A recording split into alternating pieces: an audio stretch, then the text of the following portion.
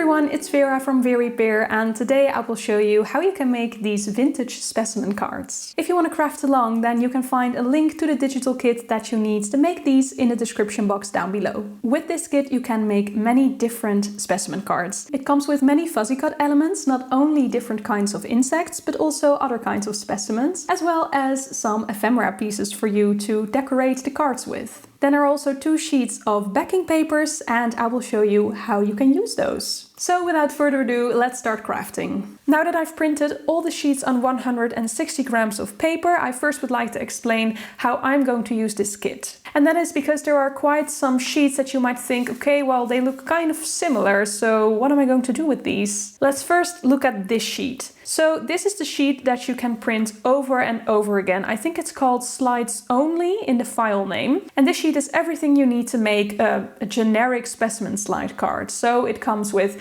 2 different sizes of cards, as well as the same ephemera but in different sizes. And that also goes for the pieces of backing paper that you can use as a background for the specimen. And it also comes with 2 empty labels, one for the larger card and one for the smaller card. And these are left empty on purpose, so you can do with them whatever you like. The great thing about this kit is that it also comes with many different fuzzy cuts. So we have fuzzy cuts for the large sized card and fuzzy cuts for the small sized card. And this already allows you to make many different specimen cards. And on this sheet you can also find some extra embellishments. So what I've done is I've printed this sheet once, and then I've printed this sheet 3 times. But you can do however you like. And then we have these 2 sets of sheets. And these are the more special specimen cards. They are very similar to the ones I've just showed you. They are both, again, the same size. So we have a small size and a larger size. And they also come with the familiar ephemera we've already seen. But the difference here is that they come with already filled in labels and the butterflies that actually also belong to these labels. And if you take a closer look to these numbers that are mentioned on the labels, they actually match the ones that we can find here. I've added some extra empty labels if you would prefer to use these, and I've also taken up this space for some tabs in a large and a small size, just so you can have many on hand. So what you can do is choose either the smaller or the large size, or you can make both, of course, but then you have identical cards just in a different size. And then finally, this kit comes with 2 options for backing papers. You can use these, for example, to print on the back side of the sheet. Just put the sheet in your printer again, but turn it around so you can print on the empty side. I've chosen not to do so, it's not really necessary, and instead I've chosen to print these separately, just on 2 empty sheets. And I will probably use them to make pockets for the specimen cards. So that's everything that comes with this kit. So let's start cutting.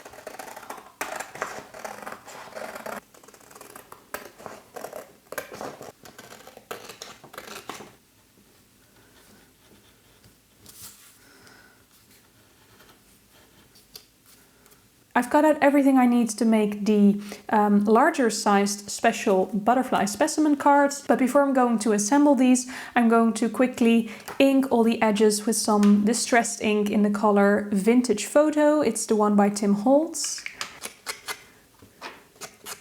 So now I'm going to fold the card. And I'm going to try to match up the edges as good as I can. You can also score it first, but my paper is not that thick, so I don't really have to. And then I'm going over with my bone folder if I'm happy with the placement. And don't worry about any white edges you may see, we can cut them off later. So then I'm going to get one of these pieces and I'm going to place it right here.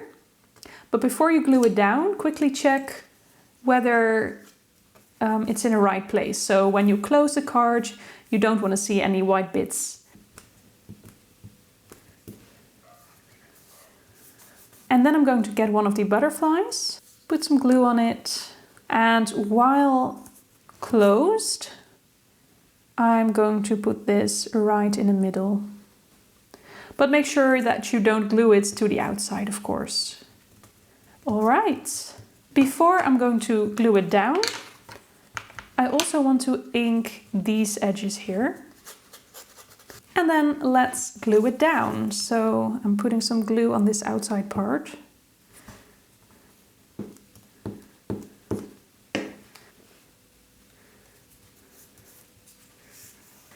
There we go.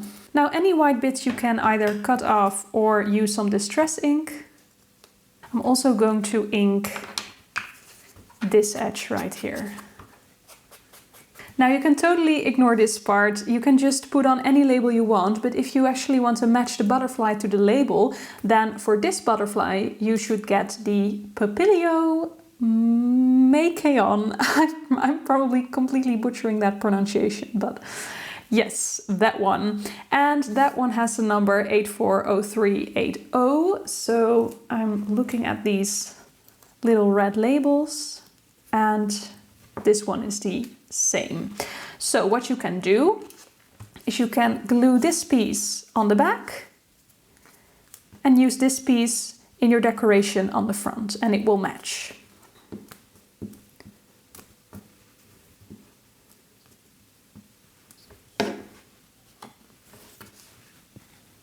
I'm gluing this one on the back. Make sure it's the right way up. Let me check. Yes. And then we can decorate the front. And I'm also inking the edges of all the tiny bits of ephemera for this. You can do this however you want, but I think I'm going to wrap this piece around the side. Like so, and just glue it down. Let me do that first.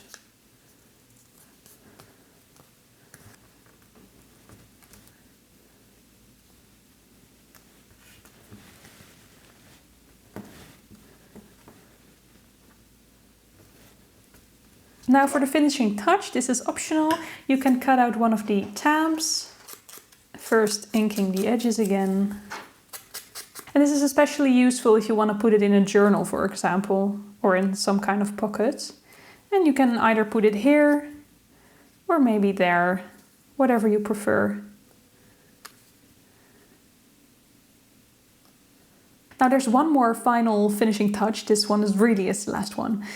And that is, it's completely optional, but it might add a nice touch to use actual brads instead of the printed ones. And for this I'm using an awl, just poking a hole through the center of each printed brad.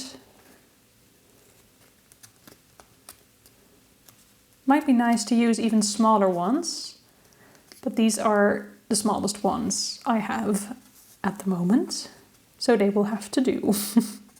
And then you can open the ends and cut them short.